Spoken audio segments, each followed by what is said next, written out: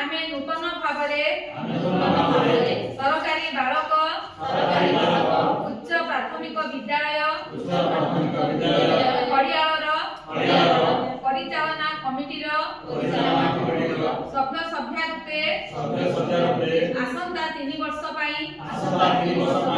चयन होई आसीचु। आमे आसंता 3 वर्ष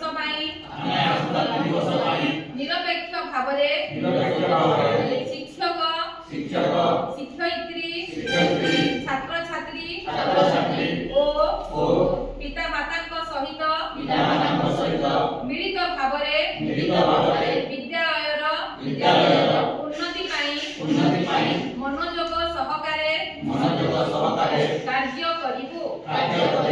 सरकारी नियम को पालन पूर्वक विद्यालयर भल मंदरे उपस्थित रही